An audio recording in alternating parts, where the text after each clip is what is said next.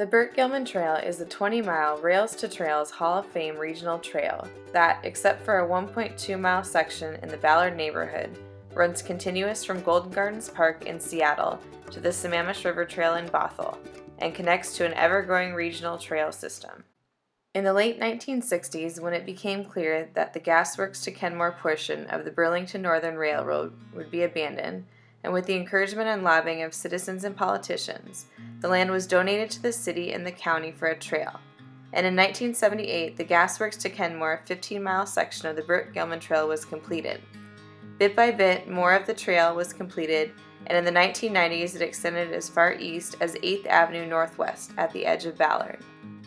In the mid-90s, in response to Burlington Northern's decision to classify the Ballard line as a probable candidate for abandonment, the city obtained federal grant money to complete the trail to Golden Gardens. In 1996, the city purchased the land, owned by Burlington Northern, and granted a franchise to Ballard Terminal Railroad to operate the short rail line. A shared rail trail use was now possible, and the city's intent. There was and still remains overwhelmingly strong community support for this, with some opposition from businesses concerned about the impact of the trail on their operations. And this has now turned into a lawsuit, multiple studies, public meetings, city council votes, public outcry, mayoral promises, bike master plans, mobility plans, levy promises, and 20 years of all talk and no action on the 1.2-mile section of the trail now termed the missing link. So how do you walk or bike through the missing link? There's no designated route connecting the two sections. Many cyclists start by crossing diagonally through the four-way intersection at 45th and 11th and continuing on a temporary trail paralleling railroad tracks, then a hazardous crossing of the tracks under the Ballard Bridge. Next, most people bike on Shilshel because it is the most direct way to get to the continuation of the path. Shilshel has a very small shoulder, no sidewalk, and heavy vehicle use. Many people who bike, including people who regularly bike commute, have crashed on the missing link section. Many of these crashes go unreported, so an actual number can't be calculated, but the reported ones that have required emergency response tally an average of 2 per month. I crashed on Shilshel and hit my helmet on the road. I ended up in an ambulance with a concussion, but it could have been worse. I was lucky the car behind me stopped. And I went very carefully over the railroad tracks with my helmet on and everything, but I fell, and I fell very hard.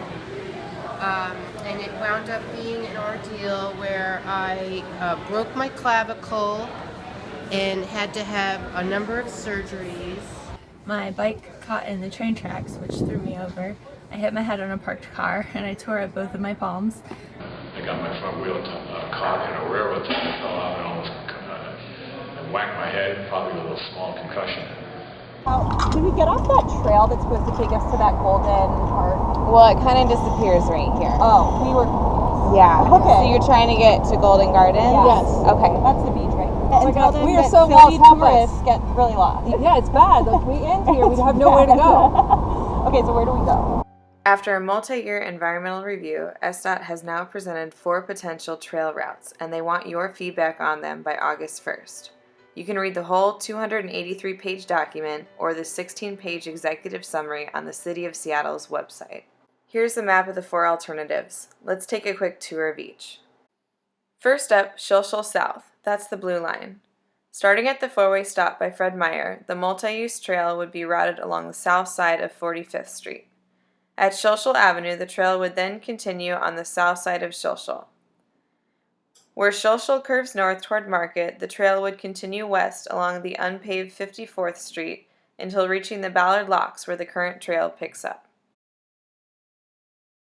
Next, let's look at Shilshel North. That's the green line. Starting from the 4-way stop by Fred Meyer, the trail would go north 1 block to 46th Street. The trail would then turn west and continue along the north side of 46th, under the Ballard Bridge, and continue on the north side of Shilshel Avenue. Where Shilshel curves north and reaches Market, the trail would turn west and continue along the south side of Market Street, all the way to the locks, where the current trail picks up again.